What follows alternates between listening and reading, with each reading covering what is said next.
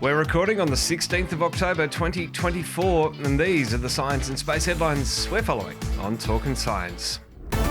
SpaceX captures Starship in an incredible feat of engineering. Europa Clipper launches, destination Jupiter. And carbon dioxide detected on Charon, Pluto's moon. 21 years online. From Star Trek to science and space. And we're not stopping. This is Talkin' Science. Welcome to the show. SpaceX has successfully managed to catch the booster rocket from Starship around 7 minutes after takeoff. The 71-metre-long booster was acquired by Mechazilla, the launch tower, following a decision to attempt the feat by the flight director in real time. Just incredible. The Starship craft, meanwhile, splashed down in the Indian Ocean, where it will eventually sink to its watery grave after marking itself in the engineering history books. This in preparation for Artemis 3, the first crewed mission to the moon since Apollo in the 70s. Meanwhile, over at the Kennedy Space Center in Florida, Falcon Heavy has lofted Europa Clipper off planet Earth, bound for Jupiter's icy moon. The largest spacecraft ever built will carry out the first dedicated mission to an ocean world beyond Earth once it's clocked up over 2.9 billion kilometers via a gravity-assisted Mars in 4 months' time, and then planet Earth in 2026.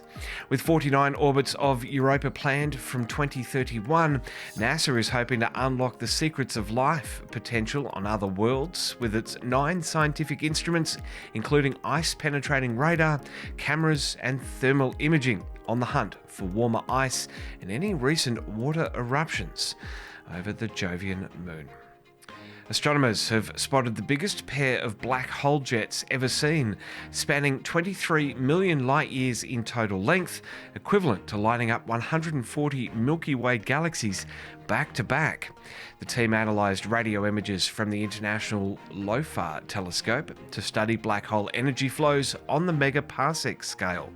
And through this process, they identified the jumbo jets blast hot plasma well beyond their own host galaxy with the power equivalent to 1 trillion suns. And researchers think the megastructure dates to a time when our universe was 6.3 billion years old, less than half its current age. The finding suggests that these giant jet systems may have had a larger influence on the formation of galaxies in the young universe than previously believed, according to the team. Well, an X-ray pulse could be used to change the path of an asteroid, according to a proof-of-concept study by international researchers. The team used X-rays to target 2 12mm wide mock-up asteroids in a vacuum, one made of quartz, the other made of fused silica. In both experiments, the X-ray pulses heated up the surface of the baby asteroids, resulting in a vapor cloud that created transferred momentum, creating speeds of around 69.5 metres per second in the quartz and 70.3 metres per second in the silica target. After calculating how this experiment might scale up to proper comets and asteroids, the team estimate this method could deflect near-Earth objects with a diameter of around 4 kilometres and serve as a future defence system for the planet. Pluto's largest moon, Charon, has carbon dioxide and hydrogen peroxide on its surface, according to newly analysed data from the James Webb Space Telescope. The carbon dioxide ice, more commonly known as dry ice, appears to be a thin layer covering a subsurface mostly made up of water ice. The carbon dioxide was likely stored beneath the surface of the moon until it was exposed by impact events, while the hydrogen peroxide could be formed by radiation breaking up the water ice. Charon has been extensively studied since its discovery in 1978, but previous spectral data were limited to wavelengths below 2.5 micrometers, leaving gaps in our understanding of its surface composition. The presence of water ice, ammonia-bearing species and organic compounds has previously been noted, but the spectral range used was insufficient to detect other compounds. Understanding these compounds is important for studying the origin of icy bodies in the Kuiper Belt, home to Pluto, and other dwarf planets. Australian scientists have released data from a massive stellar mapping survey that's analysed nearly 1 million stars in the Milky Way.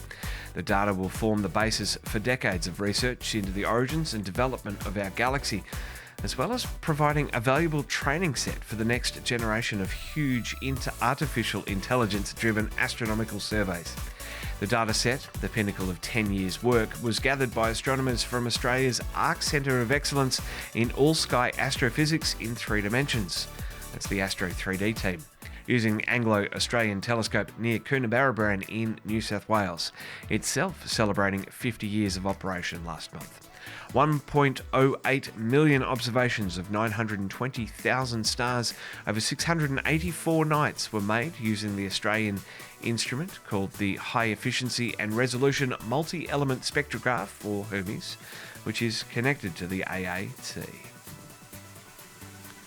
Adelaide scientists have announced the development of a distress monitoring and rescue beacon for future astronauts visiting the Moon, which will pinpoint their exact location on the lunar surface.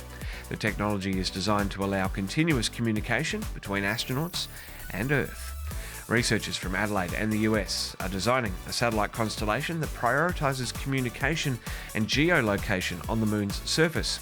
Using this system, astronauts will be able to send distress signals to a network of satellites that will relay the information back to Earth or other lunar bases. Safety from Space was founded in 2018 with the support of UniSA's Innovation and Collaboration Centre. The startup has recently been awarded $100,000 from the South Australian Government to help drive the lunar search and rescue project, with an anticipated field trial with NASA in 2025. Closer to home, the technology, called Beagle, has been described as a game changer for two-way emergency communications when applied to Earth-based search and rescue operations. This would enhance emergency response efforts in remote and hazardous locations, potentially saving countless lives, the researchers say. Well, Trekzone membership gets you in first releases and first details. Sign up today to get early access and behind the scenes of Australia's only science, space and science fiction podcast network. Facebook, Instagram, X, TikTok and YouTube Shorts all have podcast highlights, especially of Talking Science, so find us where you are. For now, this is Talking Science for the 16th of October 2024. Plenty more still to come in the back half of this year, and looking forward to a massive 2025 as well.